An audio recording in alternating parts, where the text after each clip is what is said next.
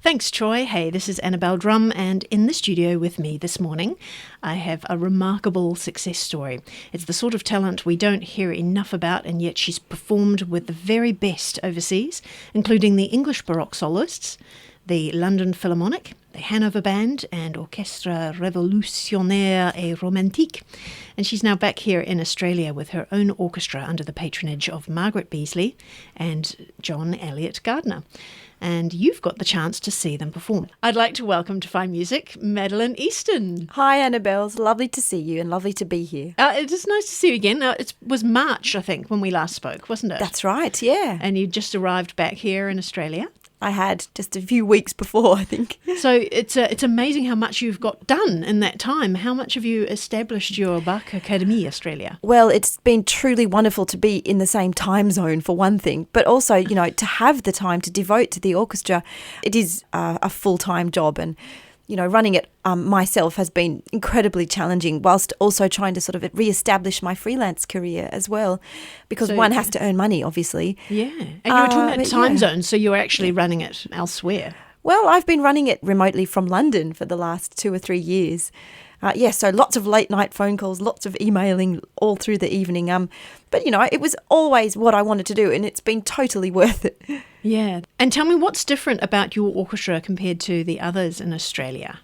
I think, the main point of difference is that we only play exclusively J.S. Bach. Yes, perhaps that will change in the future, but for now, that's what we do. That is exactly what we do. And we are a period instrument orchestra, so every single member of the orchestra is an expert in their field on those early instruments. They've spent the time, they've devoted their lives to perfecting the skills on those original instruments. But as of March this year, we have our own choir.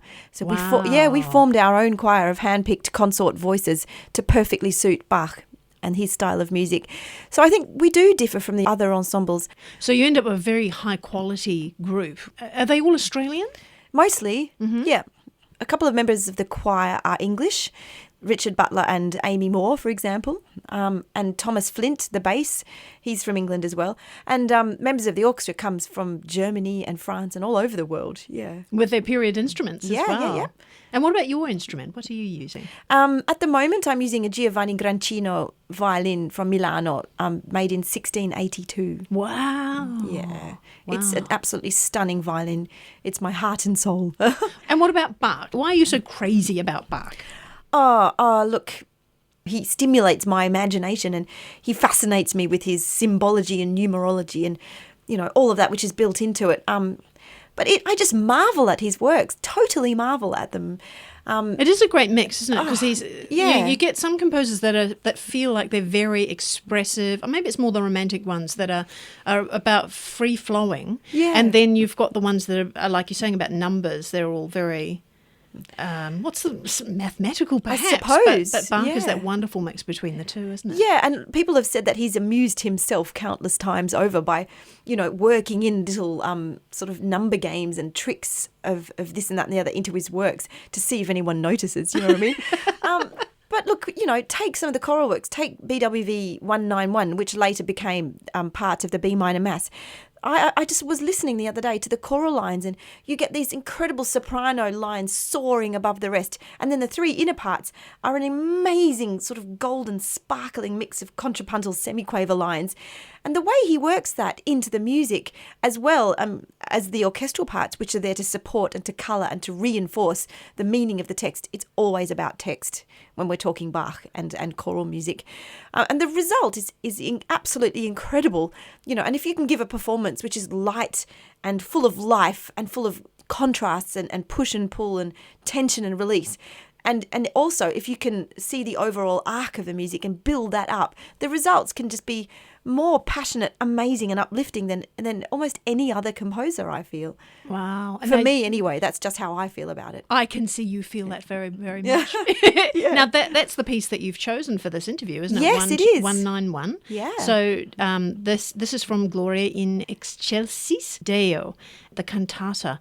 Why did you choose this little piece? Well, it's, for me, completely fascinating. And for those of you out there who know Bach's B minor mass and are familiar with it, you'll recognise it instantly. This was his original version of the Gloria from the B minor mass.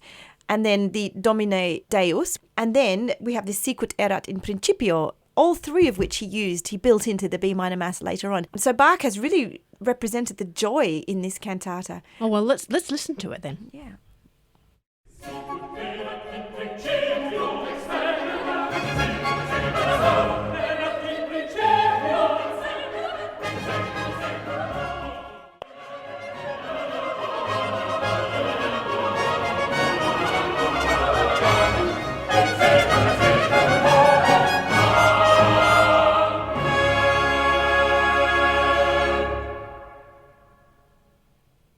Wow.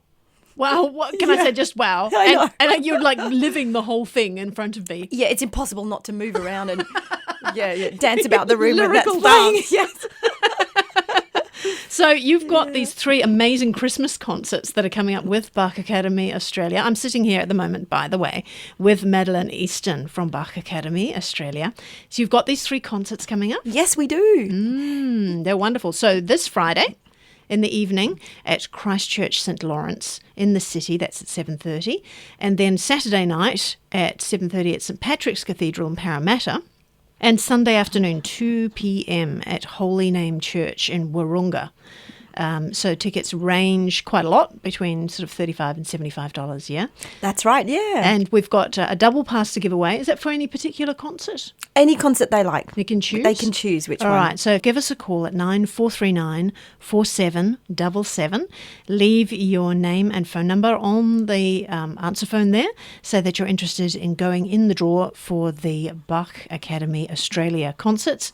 And then if you are the winner, the receptionist will call you back after 9 o'clock this morning and give you those choices again, those 3 concerts, Friday, Saturday nights and Sunday matinee. You can choose any one of them to use your double pass. And otherwise, if you are interested in going along to the concert, I suggest getting your tickets nice and early. Go to Madeleine's website, www.bachacademyaustralia.com.au.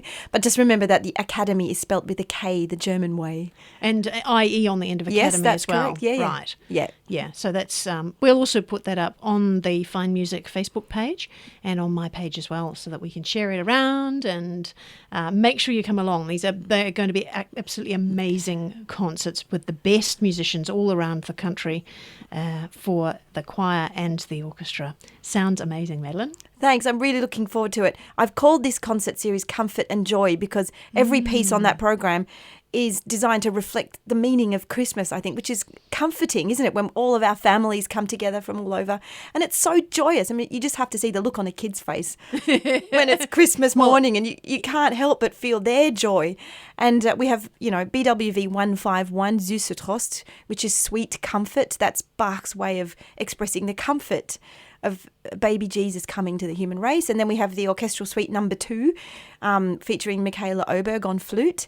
And then we have part 2 of the Christmas Oratorio with its beautiful pastoral symphonia. Oh, and that's then gorgeous. It is beautiful, isn't it? Of course, we had to have one of those. And then the joyous BW 191. So it's going to be an amazing program of Christmas music. Really great way to start the season. I think so. Thank you so much for coming in today. Thanks, Annabelle. Back to you, Troy.